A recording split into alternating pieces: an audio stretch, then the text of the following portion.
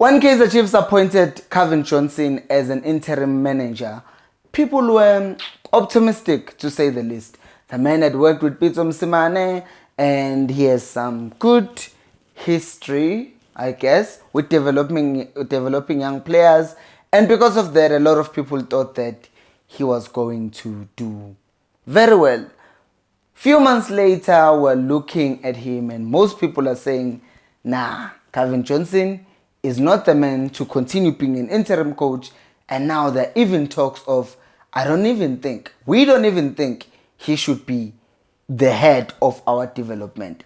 But what went wrong? What did he actually do? I have come up with 5 things that I think he did that have put him in this situation. And the first one is, before even accepting the job, I think he was dishonest with himself. I'm not talking about before accepting the job to be head of development. I'm talking about accepting the job to be the interim coach. Because, first of all, you have not coached a big team like Kaizer Chiefs ever in your life. And now you are coming to coach a team like Kaizer Chiefs under the situation that they're in. In your brain, how does it not register that, hey, this is not a win-win situation for me? Because you do well. Chiefs had said, if they were being truthful, you are just there as an interim. They're going to find a new coach. So, Vele, you are just helping the team transition. But number 2, if you don't do well, look at Mlifintseg, what happened to him. Moved from being head of technical, became the senior coach, and then when he didn't do well as the senior coach, he was not taken back to his position, but he was fired altogether from the club. So the situation was not a win-win for him from the get-go. The only way it was a win-win is if he knew that the management had said to him, if you do well, then you are going to be the permanent coach. So him being dishonest with himself was a big problem, because he did not really look at what was coming up for him as a coach of Kaizer Chiefs. And number 2, in the dishonesty part, is that telling us obviously that he didn't want to be a coach, which was a lie and was clearly demonstrated when he came out after winning, I think, 2 or 3 games in a row, and he brought Utelen Shepard and that other lady and said, these are the people who are making things happen. You know, these are the things that politicians do when they're like, we are taking South Africa to the next level. This is everyone. We are taking South Africa. That's how they sound. And you could see that now. This one, Kankasalo, he's trying to convince us of something that he wants us to believe, that we're working so much together with these guys. These are the people who are making Kaizer Chiefs click. It would be a mistake to even separate these ones from me. Make me the coach. Certainly, of course, it didn't say that outright, but it was just implied in what he was saying. Number 2 is that the man did not have a plan. From the get-go, Cavin comes in. He plays Umtu Shabalala. Fine, we're like, okay, a few changes. He's bringing on Shabalala. But ngaphandle kwakhe, because he got dropped afterwards, he went back to the Ntsegi ways. The only thing that he changed in that squad was Uprosip Vuma. And I'm going to say this, our defense has been leaking since the beginning of the season. The only thing that changed in that defense was the introduction of Prosip Vuma. Because as much as Brendan Peterson was saving a lot of chances when shots were taken at him, the other thing that he did so well was the fact that he saved the chances, but to Prosip Vuma, what he did that Brendan did not do is the fact that Prosip Vuma did not make clear and obvious mistakes that were leading to goals, like failing to clear the ball in that MTN 8 against Sundowns, like failing to hold the ball that was scored by Umayema against Sundowns, the mistakes that he made against Sundowns, passing the ball to Castillo, who was marked, like making a mistake in other games, even against Arrows, the last game that he played, and then started getting benched.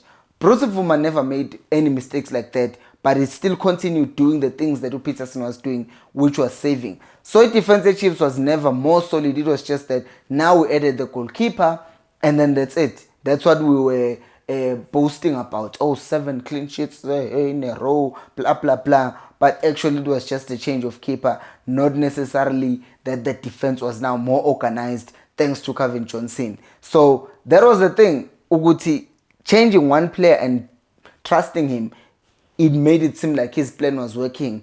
Abo, who's this? Mshini scoring that long range shots against Richards Bay in December. We win that game 1-0.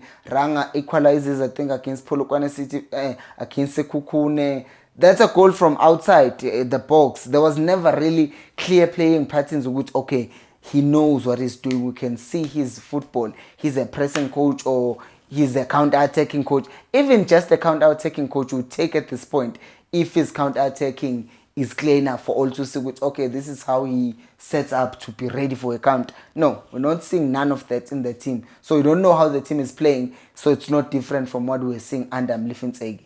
Number 3 is his favorites. Like, can we really talk about this? We know who this coach has my favorites. And I will not name the players one by one because all of you know that this coach has his own favorite players. Number 4 is the fact that he just never wanted to accept things and be direct. My plan did not work.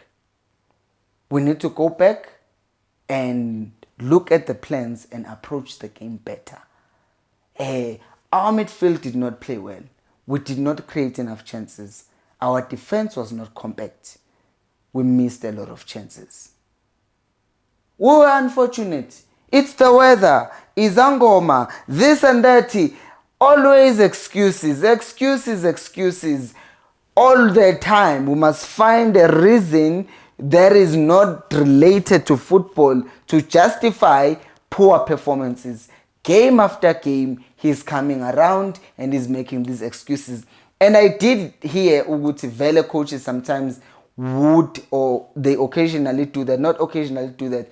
They make those excuses so that we are focusing on talking about Izangoma and not talking about the performance. So there's a very big possibility that he has been doing that on purpose in order to get us talking about 15 Zangomas, or in order to get us to talk about the pitch or the fact that it's not hot enough for the players to perform. He's saying these ridiculous things to kind of throw us off and make us say, yeah. But actually, the thing is, it's just that sometimes Guyana, he's not clear in analyzing the game, and then he doesn't know how to come out and say, yeah, this is 1, 2, and 3 that I saw. So instead, he makes these excuses that are so wild at times.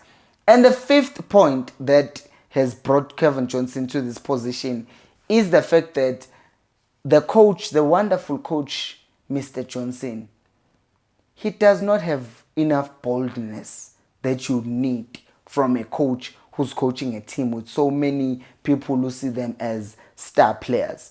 And it goes back to point number 1. You need to examine and ask yourself, can I take this?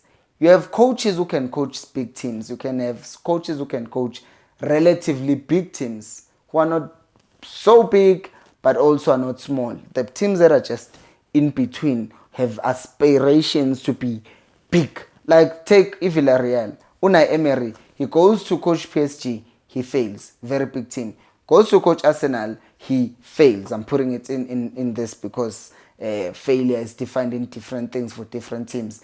Goes to Villarreal, he wins the Europa League for them. Comes to Aston Villa, look where he is on the lock right now. So there are coaches who just struggle coaching at bigger teams because the expectations and the people that you should manage, it's just not there.